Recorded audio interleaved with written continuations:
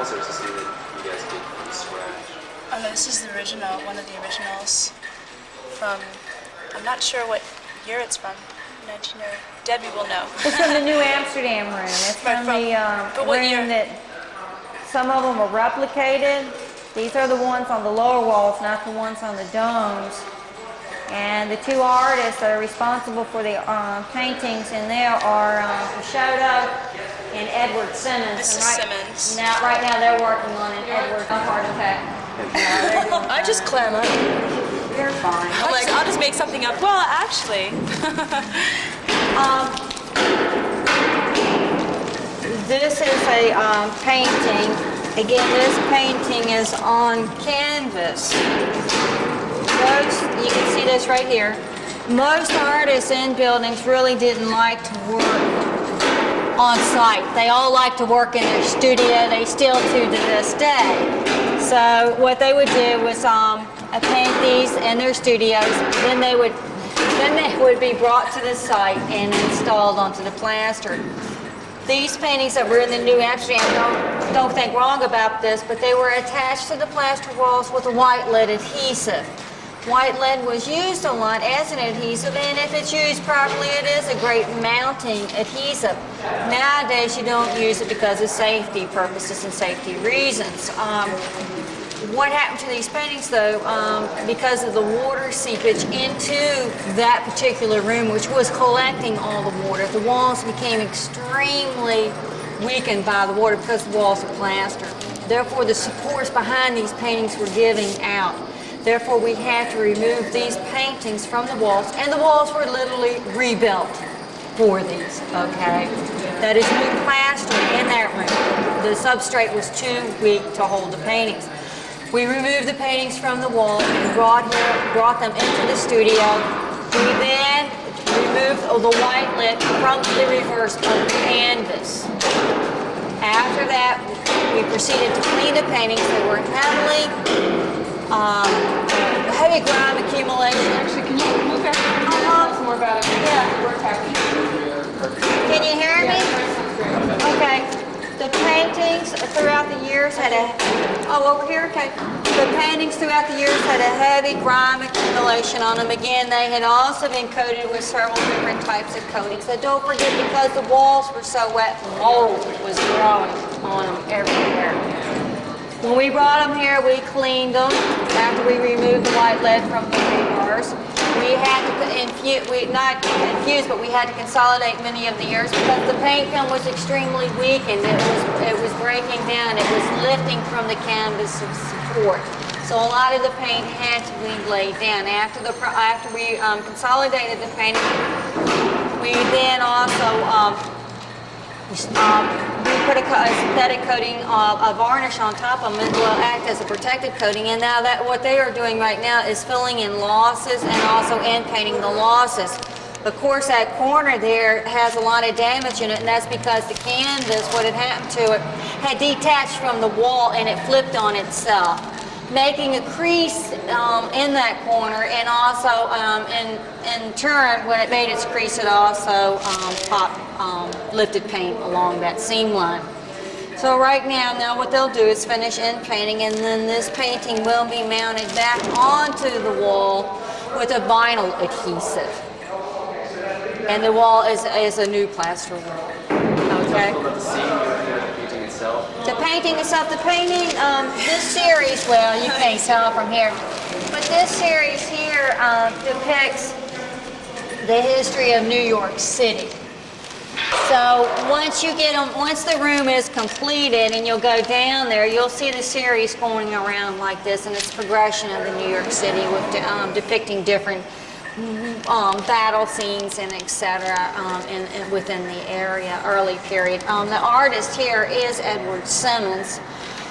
Edward Simmons is one of the leading American muralists during the turn of the century. His work is also in the Library of Congress in Washington, D.C., and he also painted a ceiling painting at Hyde Park, which is the Vanderbilt Mansion up in Hyde Park. His work is also in South Dakota Capitol, and several, a lot of his work is throughout all throughout the United States. So unfortunately, we only have only four of Edward Simmons' original paintings exist. Several of them were damaged to the point where they had to be replicated, and several of them were lost. How were you able to replicate them? What did you base it on? Basically, somebody had, I think, when I do not know this. I don't know if this is accurate, but I think when the theater opened, lots of times when buildings open like this, they will hire somebody to photograph the building, usually, and they'll make postcards, and they'll try to sell them. And there were early postcards of several of the paintings downstairs. So they made designs from the early postcards. Of course, they won't be 100% accurate, but they'll be, and they did designs from the postcards and also from any archival photographs that they could find little glimpses of. After the designs are approved, then they go by looking at these paintings and try to stylistically copy these paintings to look like the new ones, and etc. So that's basically how you'll do a replication. Don't forget the artists, though. There are two artists in that area. It's Peixoto and Simmons. Simmons didn't do every one of the paintings. Peixoto also did several of them too. Okay, so there's two different artists in there, so they do look different. They look totally different. The two artists do not look alike. They worked at different shops. Oh yeah, they work at different shops.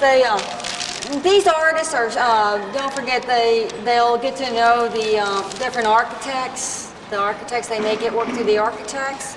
They can get work through the decorative firms. They can get work through general contractors. So in many cases, although I have a feeling that no matter, if they were the best or the greatest during the time, sometimes it depended who they knew and what architect liked whom, and who would get that contract to do that particular work. Again, it's just like nowadays with contracts and etc. But Simmons is prominent. He's in many buildings. In fact, there's a man right now that is writing a book on Edward Simmons and researching him. Anything else you want to know about these? We could just take some shots.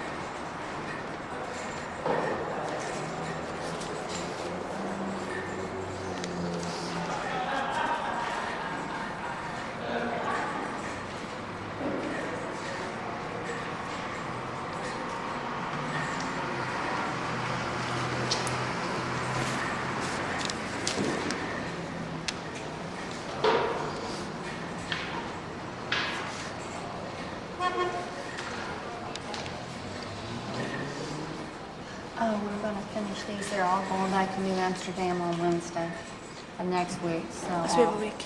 So Wednesday is when they go out of here. We're This going one to install does. all of them. So we're Sorry. going to finish them all by Wednesday. How many more do you have left? I think I've got Oh, boy. I got one left, I think. After this one. Yeah, one left. Because, see, I don't have any time. If I've got to do any kind of little touch-ups there on the job site, I only got Thursday and Friday to do any kind of touch-up whatsoever.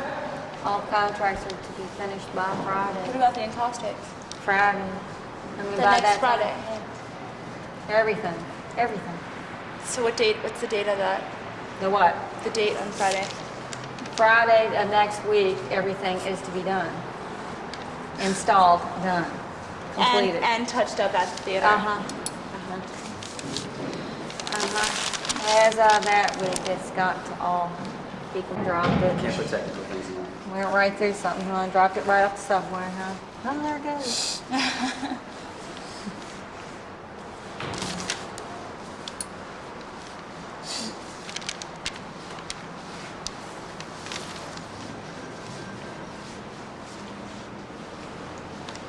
So what they're doing now is just painting the small losses and et cetera throughout the painting. She's working on what appears to be like a crease line on the painting because it's in such a vertical line. So that's what she's in painting right now. And what we like to, on this particular painting, we filled it with pigmented microcrystalline wax, which seemed to work readily, quickly on this particular paint.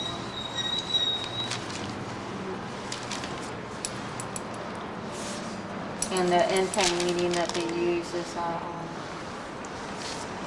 Magna color, which is reversible, and they're also painting not directly on the surface of the painting, they're painting really on an isolating varnish layer, and then they're painting on top of that, so we never paint directly onto the artist's paint. We use mediums that are different from the oil paints.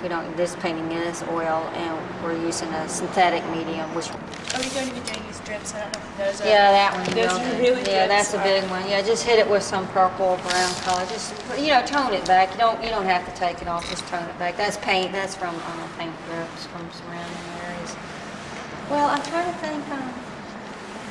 What is tomorrow? Are they going to pearl paint tomorrow? Did they say? I don't know. It was really abrupt. They're not going to do it then. So. I hate going down. Where are we going? Over here, this is where all the little original fragments exist from the New Amsterdam. And now you'll see why they decided to replicate instead of restore a lot of the original work. And for instance, let me show you something. It's like this.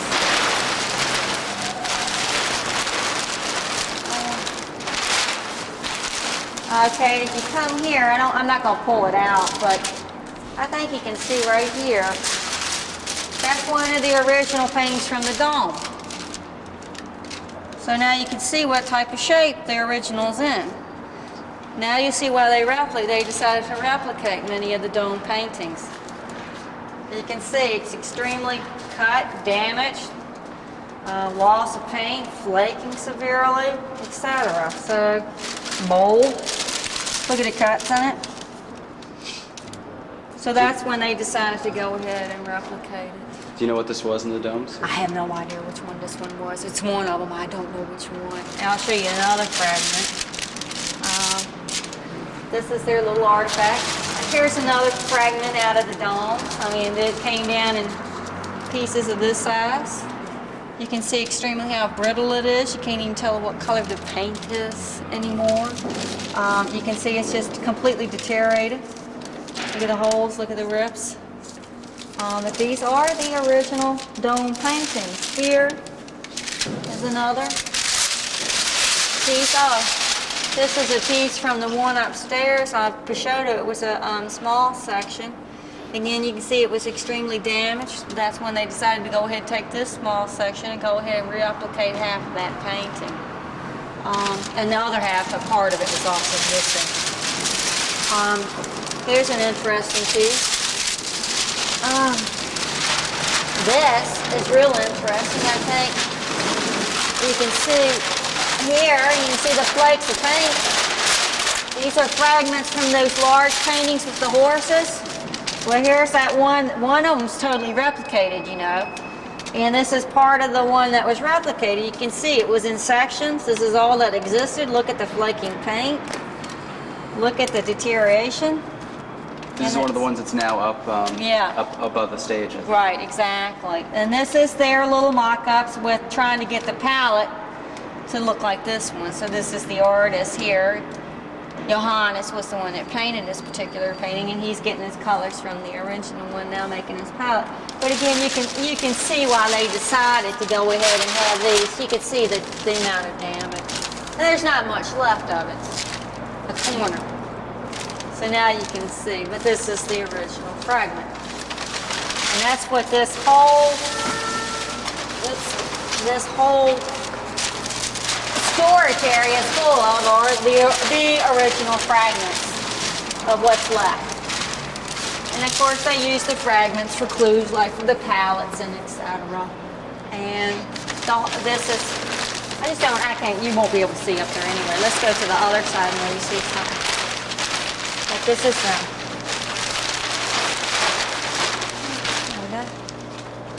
there's some more, I think. Oh, here. This is nice. There's even fragments. The whole paintings, the plaster and everything. Here you go. I shouldn't laugh, but I don't know what they're going to do with this. But they're here. They may put them in storage sometime. I guess they need to seriously think what they want to do with these fragments. I don't know where they'll put them or what they'll do with them.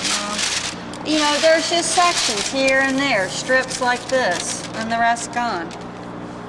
You know, just a strip. So that's when they decided to go ahead and have certain pieces, you know, replicated. So basically that's what's here. That's a little photograph. That was the only thing that they found. You saw that picture, you saw that painting was put up today, which is a new one, right? And this is the only thing the artist had to go by to do a replication. Somebody went in that building a long time ago, took this photograph, because you can tell it's on site. But the painting's when this job started, the painting's gone. And they had to replicate the piece that's on the walls now from this. This is the only thing they had to go by. And where is that now? It's in the New Amsterdam now. It was one that was hung up today. Actually, it doesn't look like an old picture. Well, it's probably because look how it was shot anyway, you know. You know, There's no actually. detail, really. At least it's some guidance, though. Yeah, it's some guidance, and so this is what they had to go by. Amazing, isn't it? You have to give them credit for what they did with something like this, you know. So, yeah. And luckily somebody came up with a photograph. Somebody was in the building, who knows who it was, and took this. Maybe this was during the 70s when it went through that first phase of restoration or whatever, during the roofing or whatever. Maybe it was taken during that period, I don't know. Interesting, huh? So the painting did exist at one time. They all did. But that's what's here.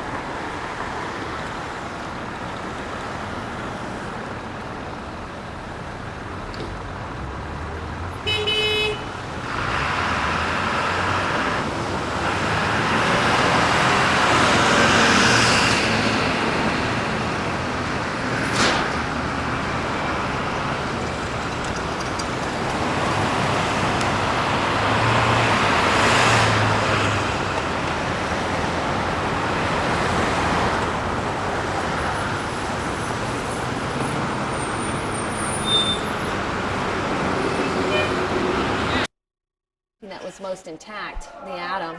And when we found out there were cobalts and ceruleans, then I took off on this pan, and we did it in about a week and had it installed. And it was pretty exciting from then on. Did you think that a project like this was actually going to fly? Did it seem to you like it was? Yeah, but it seemed like it was years away. And it was 2 years away. But it was exciting enough to come in here at that stage and get to work on something and get the energy rolling in this place. But it was distressing to see what disrepair these were in. And there were really no clues. And my friend Jenny Bright got to work on the research at the City of New York and started digging up everything she could possibly find, which wasn't much at all, on photos, actual photographs of what was here in 1903. And one of the last restorations that was, in fact, I don't know, there wasn't a restoration. I think these were straight from 1903, if I remember right. But of course, Karen at BCA would have dug up that information. Who's this right now? Who is this? Which Dawn. It's a very Ziegfeld version of Dawn. But she is a wingless entity. So she's an earthbound female, a goddess figure. And she's the most popular of all of these. This is the only one I've been asked to reproduce.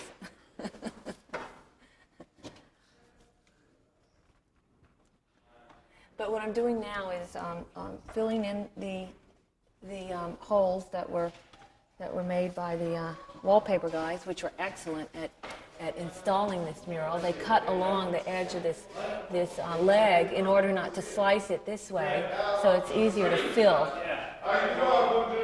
with my varnish.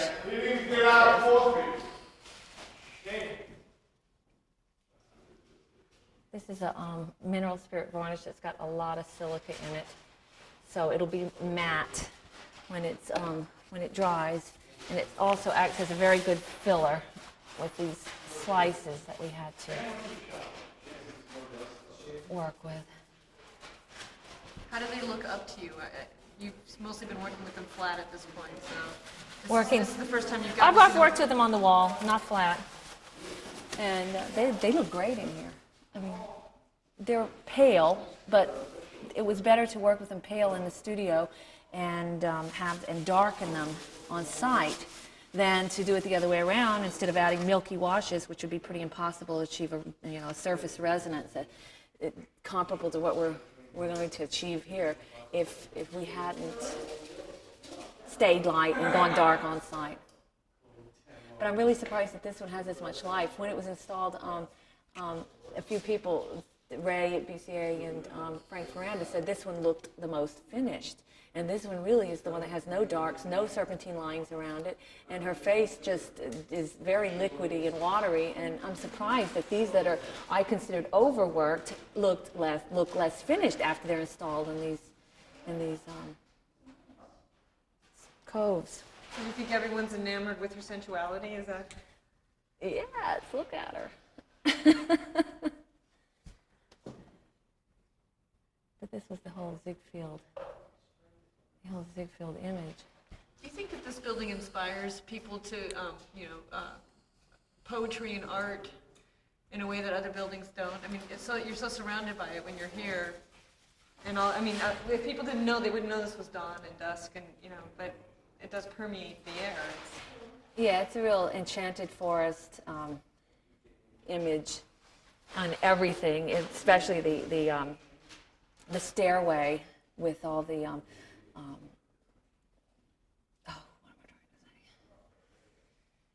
all the mythical, Germanic mythical images in the terracotta balustrades and.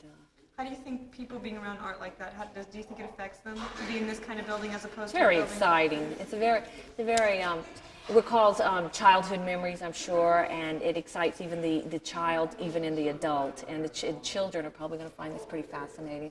Although next to the Disney store, it's it's going to not be as exciting. But this is an adult theme, I guess. All right, I'll just watch you a little bit. I'll Okay. work.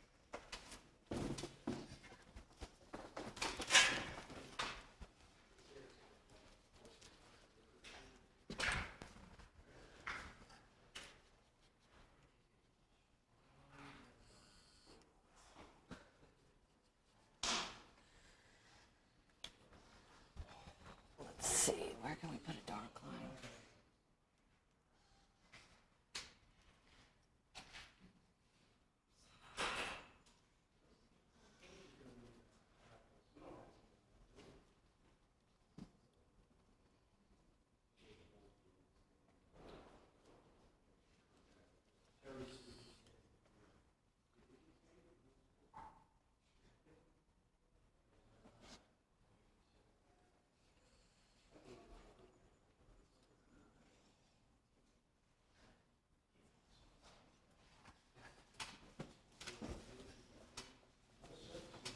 It would be interesting to see if anyone took video of the mushrooms that were growing on the velvet seats downstairs.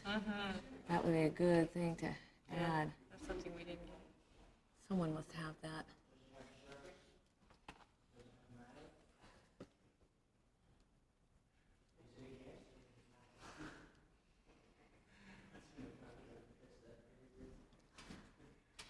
Is that getting dark?